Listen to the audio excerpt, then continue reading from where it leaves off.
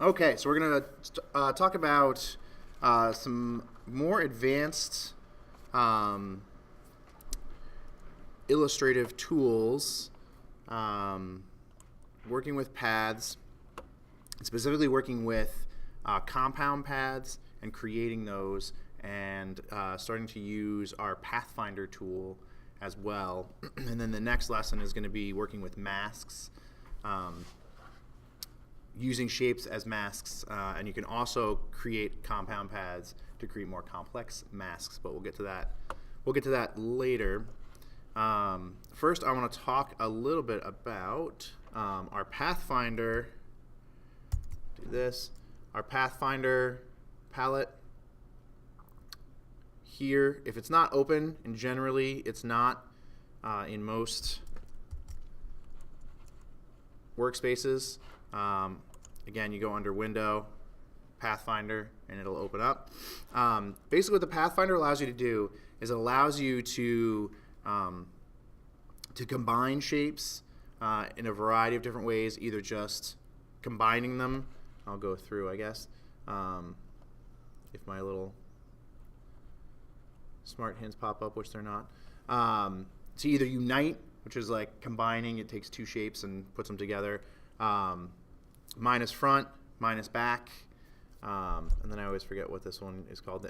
There's the minus back, I think that one's the intersect. Or, come on. I love when this works when it wants to. Anyway, I'll run through them and show you. So if we have, let's say for argument's sake, we have a square, and then we have an ellipse. And let's say we want to join these two. I'm going to make this just a little bit wider. So let's say you want to take this, these two shapes, and sort of create this kind of like, I don't know, tombstone-ish. Here, I'm going to do the opposite here, take the stroke off. So let's say right now, visually, you have these two shapes sort of layered on top of each other, right? And they look like one solid shape, right? But they're not, obviously. They're still two different shapes. Generally, for illustration and things like that, it's not a huge problem. Because obviously, if you have something like, I don't know, for argument's sake, you're doing a Halloween thing, and you have this, you want it to be like a cool tombstone graphic or whatever. If you're just printing this, in general, having the two shapes like this really isn't that big of a deal. And then you write, whatever. But where you run into issues is if you want to throw, let's say you want it to be red, and then you put a black stroke around it, then you run into problems where you're going to have the stroke obviously cutting through your shape. And even if you send this one to the back, obviously you're going to have the opposite issue.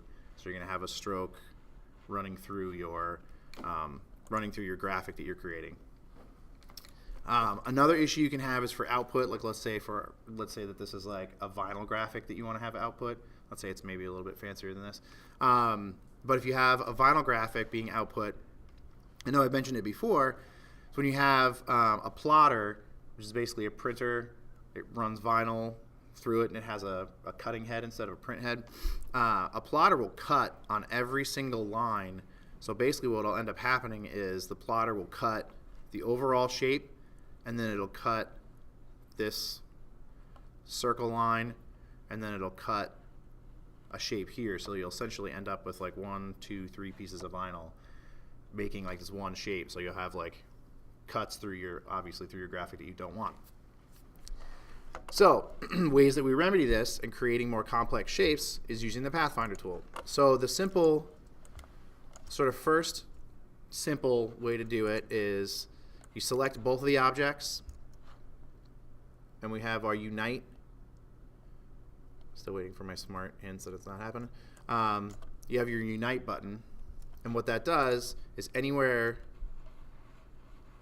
the two shapes overlap, it combines. So now we have one solid shape, and you'll see it does a pretty good job, fairly good job. You might have to clean it up here and there, there's some extra points here where I didn't line it up. Obviously, you'd have it a little bit lined up a little bit better, but you know, there's some extra points here, so you might have a little bit of work. Not that it's that hard, but a little bit of extra work going back to our add and delete anchor point from our pen tool, so you can. Oops, I went too far back. As we delete our anchor point here, delete our anchor point there. The reason it got funky when I deleted this anchor point was because that's the curved anchor point, so it did that, and we obviously didn't want to do that. So we want to delete the straight anchor points. And now you'll see we've sort of cleaned up our illustration a lot better. I think there's an extra one here. So occasionally when you do, there we go, occasionally when you do these different Pathfinder selections, you have to clean up your artwork just a little bit. And again, in the grand scheme of things, like getting rid of those 2 anchor points wasn't really that huge of a deal, but it just lends it to cleaning it up like that lends it to just being a cleaner illustration, and then it leads to less problems later with, you know, plot points or printing points or things being a little bit off. Like now we know from this point to this point is like perfectly straight, and we don't have potentially that little angle, be it very slight. There might be a little angle going from like this point to that point that was there. So now we have our simple object that we can either throw a stroke on. We don't have to worry about having the stroke be in front or cutting across our shape. And you can do similar things. We'll grab another ellipse here, and let's say, just kind of making random shapes, but oops.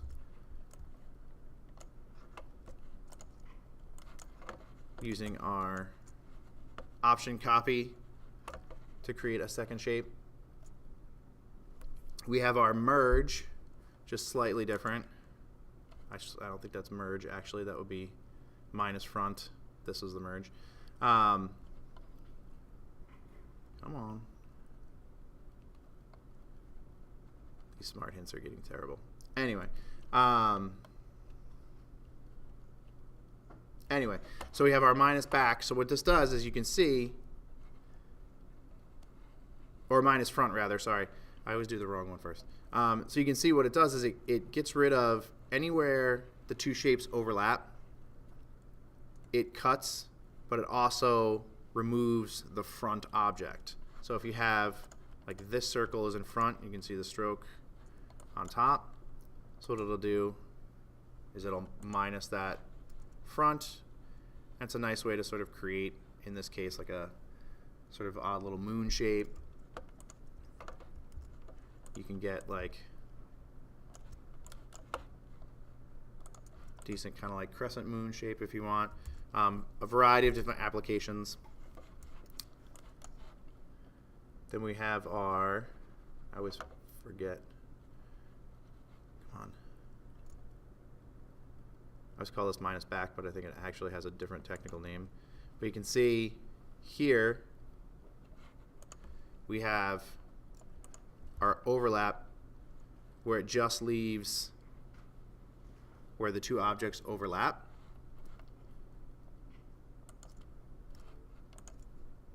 So you can create, I don't know, in this case, a little football shape. But what that does, again, is wherever these 2 shapes overlap, that's what it leaves. And then going back, we have the opposite, where this intersect will get rid of wherever the objects overlap or intersect. So you can create sort of knockouts and even move them closer together. So you can create these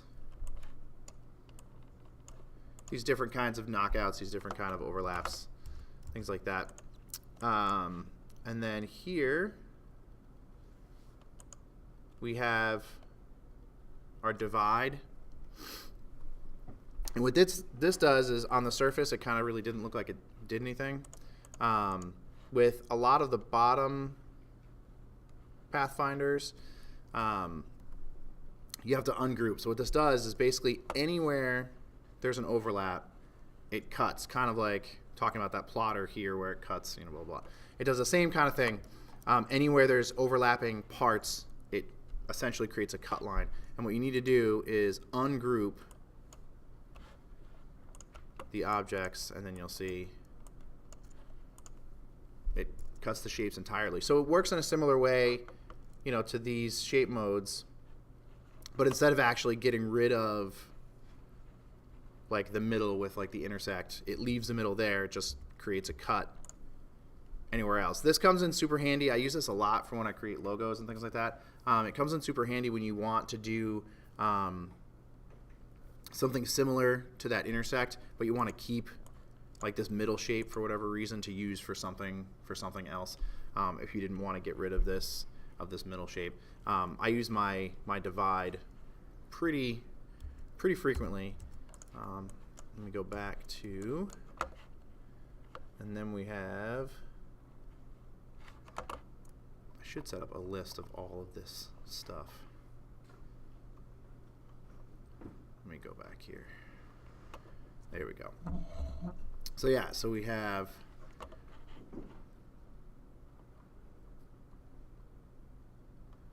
there we go. So we had our divide and then our trim popping up here. And the trim works, and again it groups, so we need to ungroup. And you can see the trim works in a similar way to the divide, but what it does is it keeps that top shape intact, essentially. So instead of like our divide cuts everywhere there's an overlap, oops, the trim comes in handy. Again, sort of similar to an intersect or the minus front. But what it does again is it keeps that top object, and it always does it with whatever object is on top. So this is where object ordering comes in handy. But it keeps that top layer intact, or the top object intact, and then creates the cut on whatever the bottom layer is. And then our our merge rather, sorry. And you'll see these work in a variety of different ways. The merge and the unite are very similar. You can see as I hit my ungroup, there's nothing to ungroup. That basically the merge and the unite work pretty much almost exactly the same. They basically take the two objects and combine them into one compound object. And we have our crop, which again works in a similar way to our intersect, but it kind of leaves this extra, it leaves the bounding box of the overall shape on the top, right? The top object again. And to be honest, the last three, the crop, the outline, and the minus back, I generally don't use too much. It's not to say that you won't have a use for them, but so going through our outline does exactly what it sounds like. It does like this intersect in a similar way to our divide, but it kind of outlines the shape. It creates these strokes, and as you can see, they don't work phenomenally well. They're kind of creates like a raggedy sort of edge. Oops. I'm just kind of undoing to go back. So this one, again, you can see why personally I tend not to use it a whole lot. Like, it creates these sort of separate strokes of each object, kind of like our divide. But I honestly, personally, haven't really found a good use for that, and then always sort of tends to do that sort of odd, raggedy shape. And then our minus back obviously does the opposite of that minus front from our last. So it keeps whatever the topmost object is and gets rid of the back and the overlap between the back and the top object. So obviously the opposite of minus front is minus back. Again, sort of this creates this sort of crescent moon in this case. So using these in combination with other tools, you can create really complex shapes. And I know this was like super simple, just to sort of show you some of these ideas here. So this is where the Pathfinder comes in very handy, especially for logo work, things like that. So these were some drafts I did of a logo, and you can also see, this one's actually not particularly bad, but you can also see generally how sort of messy I get with when I sketch. Like I sort of talk about like this area in my free space being sort of my sketch area. This one is actually a lot cleaner than most of my areas, but you can see where I was trying to sort of create this Q, C, and A in an odd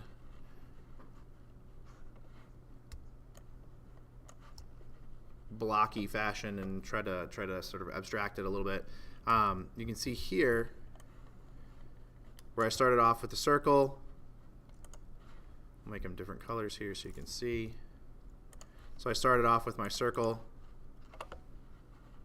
and another circle, and then basically took these. And what I tend to do is I tend to do that option copy for everything, so I leave the original intact just so I can go back to it. And then I did our minus to create this, to create basically what's going to be the overall shape to work with. So this way I know I have all of these shapes. And then there we go. I brought the circle down here. I tend to work all over the place. And then just did this simple cutout and just rotated it for like a Q, a C, and an A, hopefully.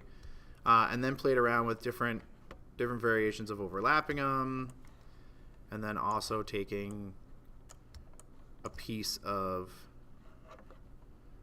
some of the shapes to see where they would overlap. And then here, going from here to here, I grabbed these and did a divide, and then grabbed these shapes here and then united them back together for this shape. Oh, I didn't unite them yet. United them back together for this shape. But here I'm just kind of like sketching. But anyway, you get the general idea of taking some of these shapes and eventually what we did was going to some of these drafts to kind of create this. So I gave the client a couple different looks, this more sort of abstracted QCA kind of thing, and then they wanted, because it's in the greater Bangor area, they wanted sort of a river-ish wave reference. So then I started playing around with this wave shape, which will lead us into our next demo. Oh, that's already grouped. Oh, I united that whole thing. I'm trying to find where my wave was. There it is, I think. Anyway, so you get the general idea, and what I did was using a combination of creating these different shapes to basically create letters, and then also using the divide and combine to create these different shapes. And then here's kind of what I showed her. I showed her these two drafts. She liked this. So we had this sort of like trying to get this sort of abstract QCA in this waveform in a variety of different ways. Brings us to this final idea, refining this final idea to try to get it a little bit more recognizable, as hopefully recognizable as a Q, a C, and an A. But again, here's my wave shape that I had. More sketching so you can see where some of these overlap, and then these are combined here. But again, using our Pathfinder in a variety of different ways to create these different shapes and to give my client, and these are all very subtly different. I'll show you a couple, but so we have one, I left all the letters pretty much intact. And then this was basically just the C was different. How the C kind of wrote out and cut over the A, over the wave rather. And then this I left, sort of took this side of the A off and left this side. And again, the different variations of the C. And then this one, left this side of the A to hopefully make it look more like an A-ish. And then we had this one where I tried to make this sort of A-ish, but then I felt that read like QCQ, blah, blah, blah. And then having this one where I cut the bottom part of the A completely. That one didn't read as great. But again, you can see using our Pathfinder tool to create a variety of different shapes. And then what we ended up going with was this. So we went with playing around with these two different versions of the A, basically. And then I was playing around with the different strokes to have it be either a little bit more calligraphic in this shape, and then a little bit more pointed here to give it a little bit more sort of a wave look, a thicker wave look, and then a brush stroke kind of thing because it was for Queen City Arts for an arts education program. So I kind of gave that reference of having sort of a brush stroke. But what we ended up going with was this stroke in this configuration for our final, and then it has text underneath it as well. But anyway, that was sort of a long way around to show you how a lot of times I'll use the Pathfinder tools to create more complex shapes and create these logos. And then leading us into, so we have our stroked shape here. And when I was going back to, okay, not that one. I'm going to not save that. There it is. So here, leading us into our next somewhat complex path. Another feature that I use very, very frequently is outlining a stroke. And basically what outlining a stroke does is it changes a stroke from a stroke into a solid object. Again, so making sure I wanted this to be, like right now this is a stroke, but I wanted it to look visually like nice and bold and big. And again, going back to our plotter, our vinyl output, if we were to output this for vinyl, and often sometimes even printing, depending on how the way you have it set up, the plotter would just cut on the stroke line because all it sees is the outline essentially. And with a stroke, there's just a line, right? So, I'm gonna find it. So if we had this as our simple graphic file, and this is what we were outputting, right? A plotter would just cut on the stroke line, so you wouldn't have pretty much the entire bold yellow shape, right? So what you need to do is you need to outline the stroke and convert it into a shape, converts it into a closed path shape to where now, like a plotter has an outline to cut, and then now it's like a nice solid shape. And the way to do this is super, super easy. So we have our stroke. I just copied it. So we have your stroke, and basically I had this, where is my stroke over here? So it's a 16-point stroke. I had it nice and thick. When you have your stroke set up how you want it, you go to Object, Path, and Outline Stroke. And that's it. And now our stroke is now an object. Nice solid object, right? So just one step, you have your stroke. Again, it's not going to be up here now, but path, Oh, it's probably not going to let me. Outline stroke. I was waiting for the noise. It just didn't do it. And that's all there is to it. So it converts the stroke wherever the outside of your stroke width is. It creates a solid closed path object based on that stroke. What that also does is it allows you to be able to use that stroke, obviously, to create objects. So if you were to try to create, let's say, like I have a friend that always, and I don't know how he does it, but I have a friend that does this, and he'll have like this shape, let's say,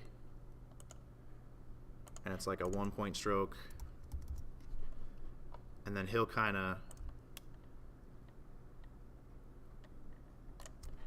use the option copy and then kind of adjust from here, and then he'll join these paths and he'll manipulate it a little bit to create this using the paths. But you can see how, unless you get it perfectly, like I always think that he's creating more work for himself, because like obviously it's not perfect. You have to sort of nudge, and then if you nudge too far, you know, the width here doesn't really match the width here, so he has to do some manipulating of the bottom, either the bottom or the top line, and then his endpoints he's got to connect and do some more manipulating. So I feel like he's just creating more work for himself instead of just creating the stroke, you know, creating his line and his stroke how he wants it, and then you just outline the stroke, and then there you go. You have your nice, even, solid shape. You don't have to worry about trying to recreate it.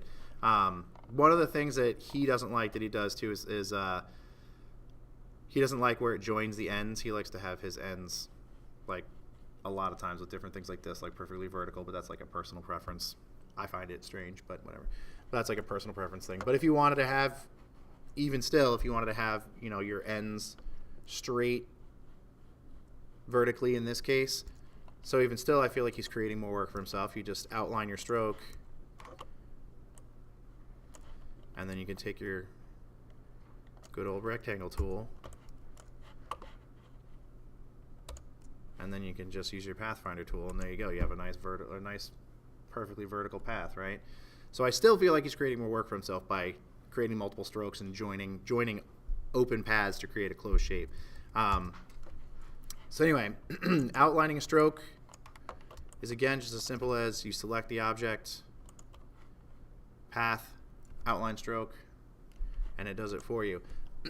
Where outlining strokes comes in very, very handy, especially for output, professional output, whether it's an illustration or a logo or whatever,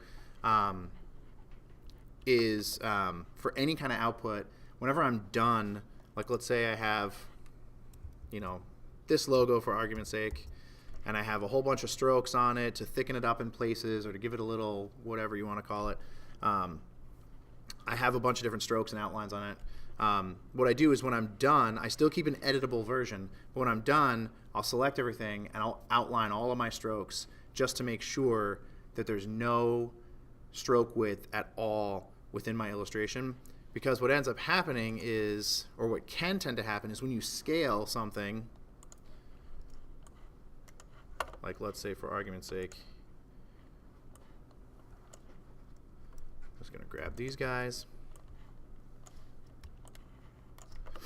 So let's say here we're going to scale. A lot of times, and I know it seems like a relatively simple thing to pay attention to, but a lot of people don't do it, is if we're scaling, oops, helps if I hit preview.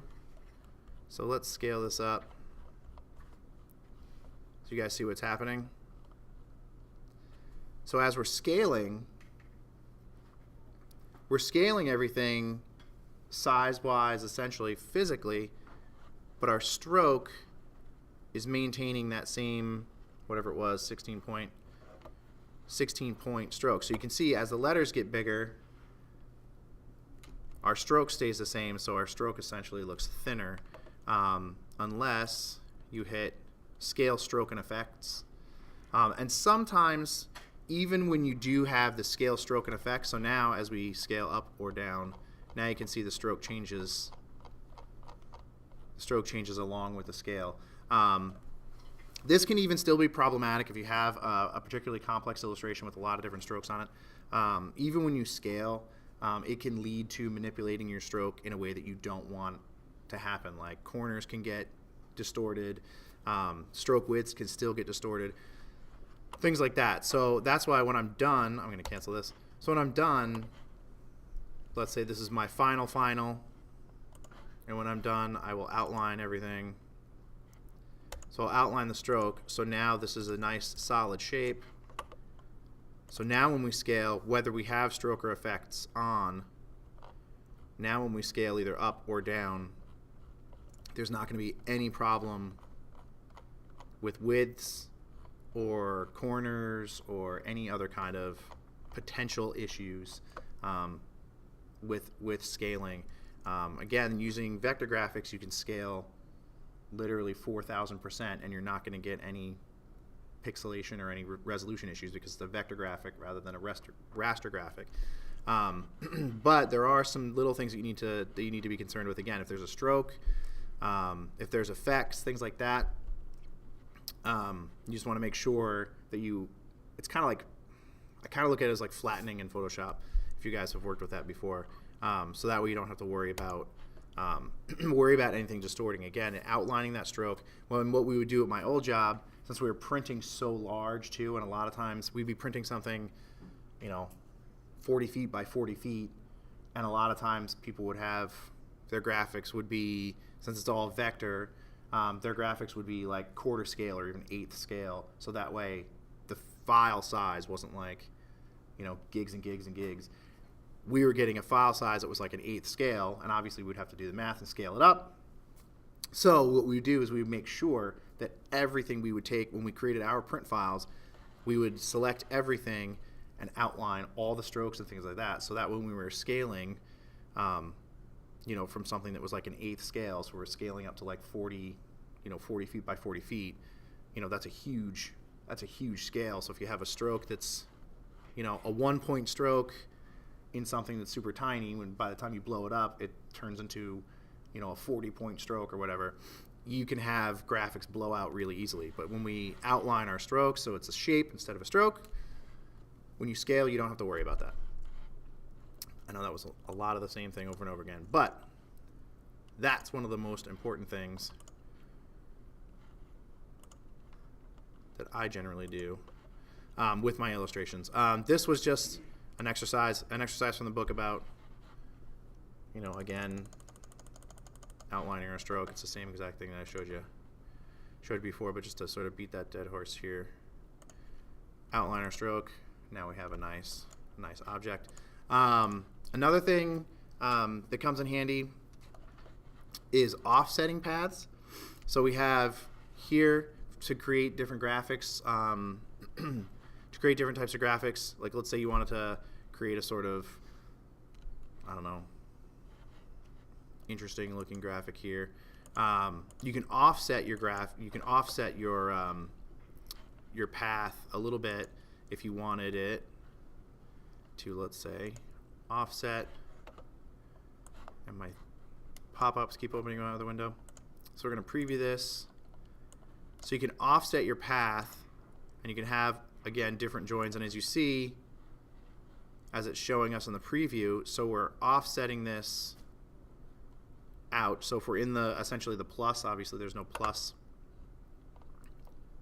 If you're offsetting it by a 1/2 inch, it basically, I wanted to say scale, but that's not the right word.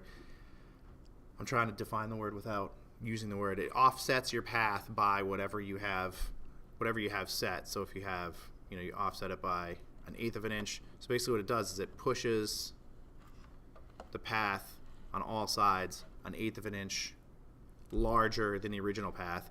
And you can also do the opposite. You can offset it in by an 1/8.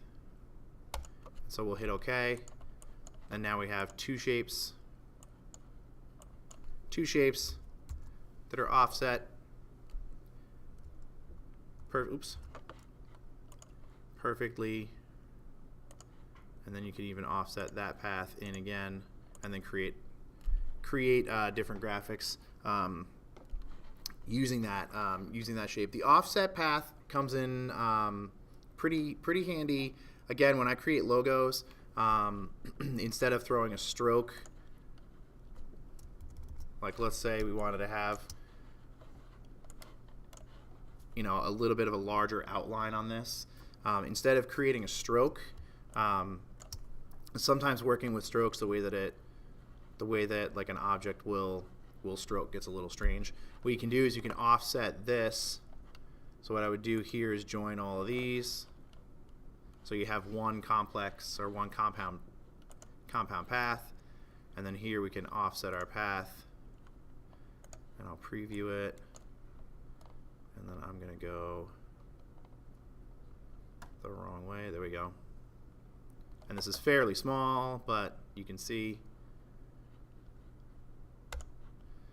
So this sort of allows us to create, oops, I don't want to put a stroke on it, I wanted to put a fill on it.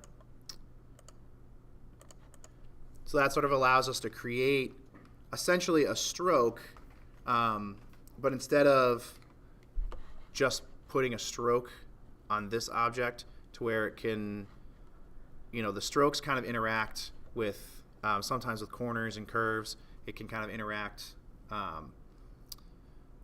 in a way that's not exactly symmetrical or not exactly perfect. So when you offset the path, it's perfectly symmetrical. So now we have this nice, and it's also solid too, which you don't have to worry about. So instead of creating a stroke and then outlining your stroke, et cetera, like I would do an offset path.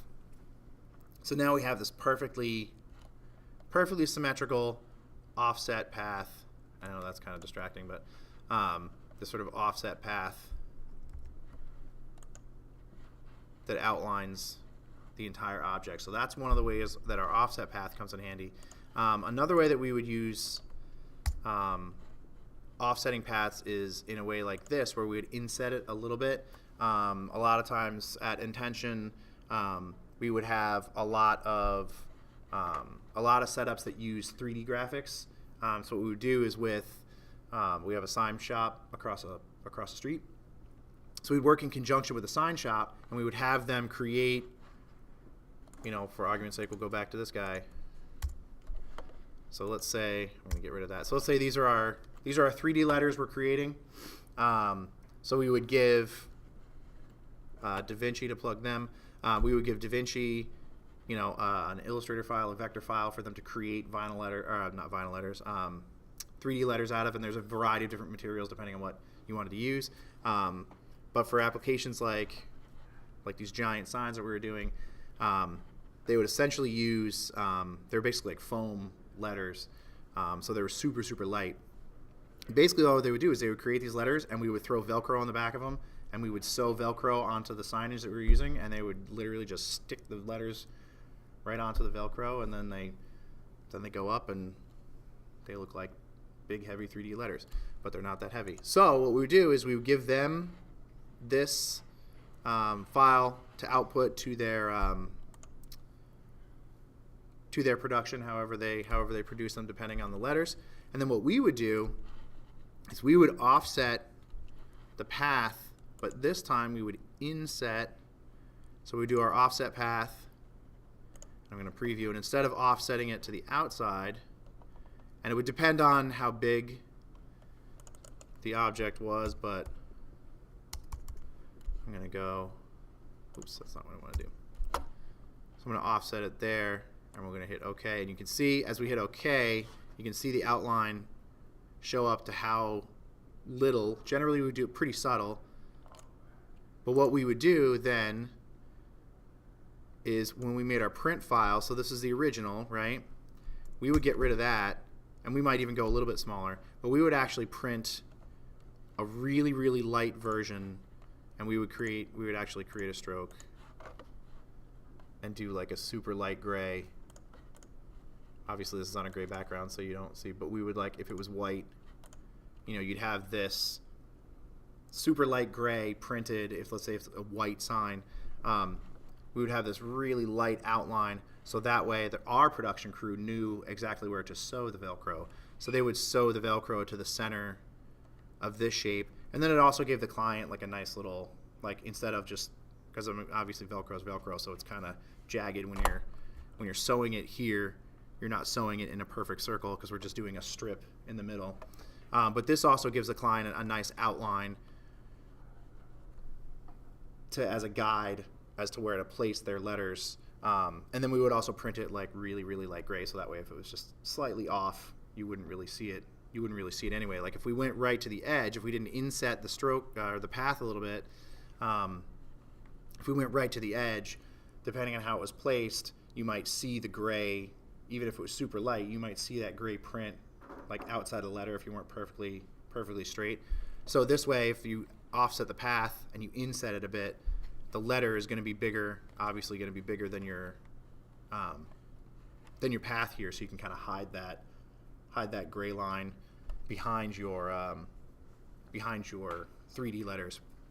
So these are just some practical applications for, I don't know how exciting all that might have been, but I sort of like to give you guys some more practical applications for these things instead of just, following the exercise in the book and doing this where we're offsetting this path a 1/4 inch. Oops, helps if I actually make it a 1/4 inch, and then, or 1/8 of an inch, and then doing that again and doing that again. You create this neat squares inside squares. So I figured I would actually give you like some more practical applications for these things.